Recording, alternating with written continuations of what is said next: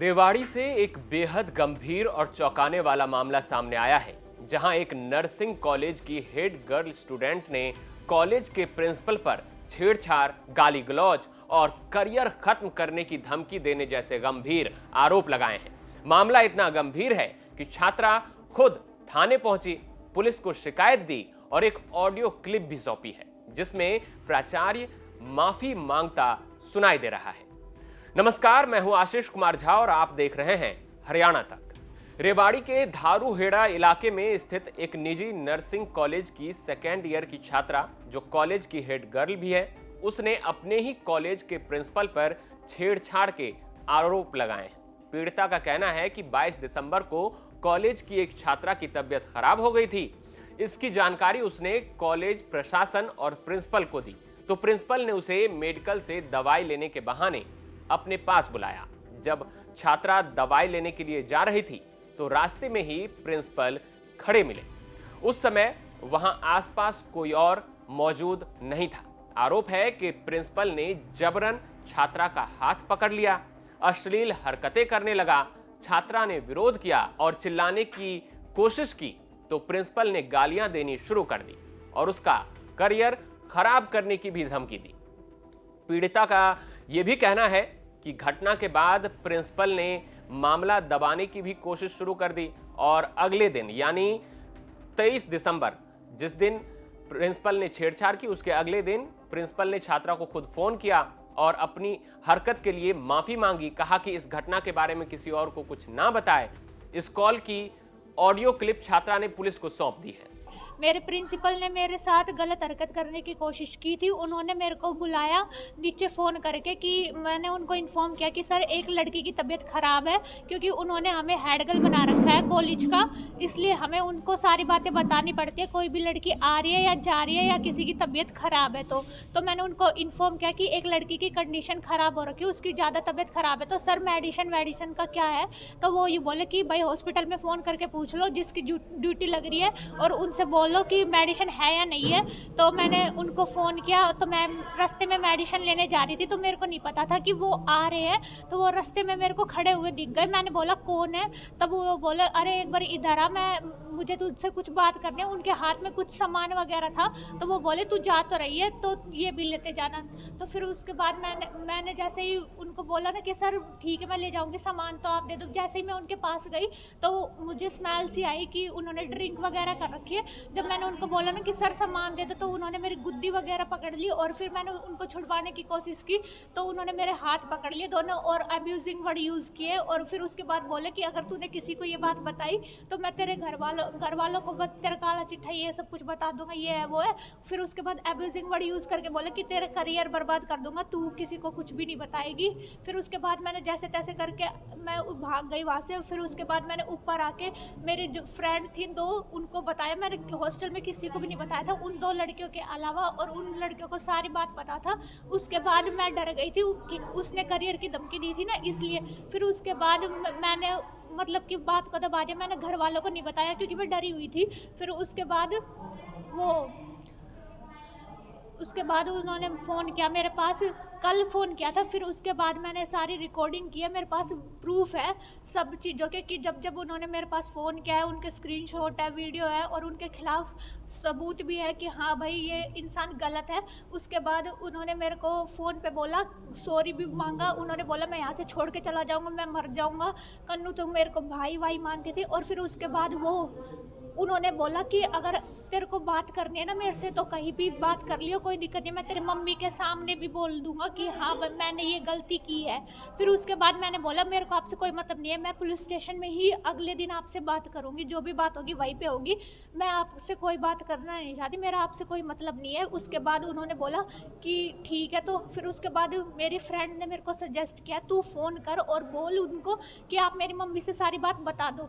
तो मैंने उनको बोला कि सर आप बोल रहे थे ना कि हाँ मेरी मम्मी को सारी बात बता दोगे, आपने जो हरकत मेरे साथ की है। तो फिर उसके बाद जब मैंने दोबारा फ़ोन किया तो वो पलट गए अपनी बात से। वो बोले कि अरे मैंने क्या हरकत कर दी, क्या कर दिया, मैंने तो कुछ किया ही नहीं, मैंने क्या ज़बरदस्ती कर दी तेरे साथ, क्या बकवास कर दी, ये सब बोला उन्होंने मेरे को। ये कितनी तारीख की घटना है? ये सोमवार को हुआ था, 22 तारीख को उन्होंने ये हरकत की थी। उसके बाद मैं डरी हुई थी, इसलिए मैंने किसी को नहीं बताया, मेरी 2 दोस्त के अलावा।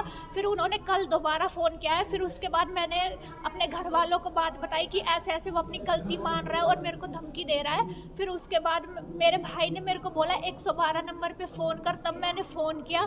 फिर 112 आई, उन्होंने मेरे से पूछताछ की, मेरी फ़ोटो वगैरह खींची और फिर उन्होंने ओनर वगैरह है जो हमारे वहाँ के, उनसे बात की कि भाई ऐसे-ऐसे वहाँ पे ना तो गार्ड वार्ड है, ना कोई कंट्रोल है, वार्डन भी नहीं है हमारे में जो हम अपनी बात किसी के सामने रख सके, फीमेल भी नहीं है वहाँ पे जिनसे हम अपनी कह सके कि भाई हमारे साथ ऐसा कुछ हो रहा है। और भी लड़कियां हैं, उनके साथ भी बहुत कुछ हुआ है।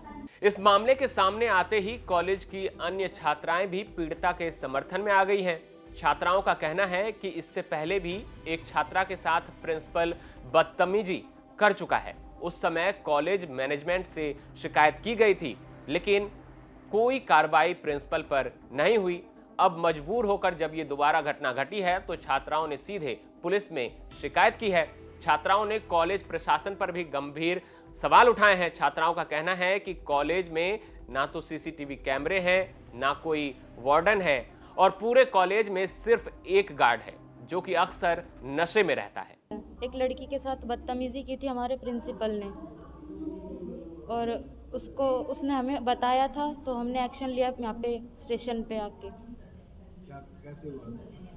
वो रात को किसी लड़की की तबीयत खराब हो गई थी तो ये मेडिसिन वगैरह के लिए भी उस सर ने नीचे बुलाया था उन्हें, तब उन्होंने बदतमीजी की है इनके साथ।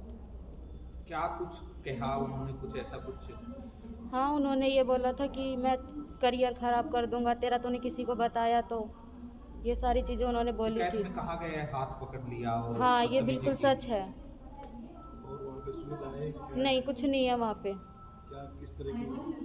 कुछ भी फैसिलिटी नहीं है वहाँ पे, ना सीसीटीवी कैमरा है, ना वार्डन है, ना गार्ड है। एक गार्ड है वो दारू पी के पड़ा रहता है। जी, क्या कहना चाहेंगे आप?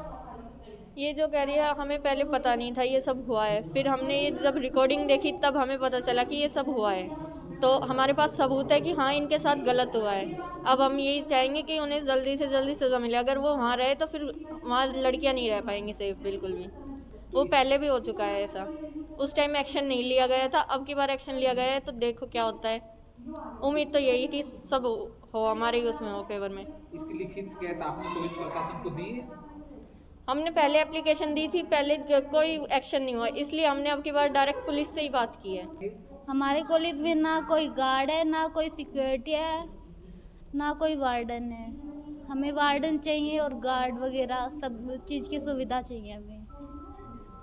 अब ये जो घटना घटित हुई है इसके बारे में क्या कहना चाहेंगे? ये जो बोल रही है सही बोल रही है, हमें इंसाफ चाहिए। अब इस मामले को लेकर धारूहेड़ा थाना प्रभारी कश्मीर सिंह का कहना है कि छात्रा ने प्राचार्य के खिलाफ छेड़छाड़ और धमकी की शिकायत दी है। फिलहाल आरोपी अभी फरार बताया जा रहा है। कॉलेज मैनेजमेंट से भी संपर्क किया गया है। सुनिए उन्होंने और क्या कहा है। आज एक लड़की जो MIMS नर्सिंग इंस्टीट्यूट है मीरपुर में, वहाँ पर नर्सिंग की पढ़ाई करी, तो सेकेंड ईयर की छात्रा है वो।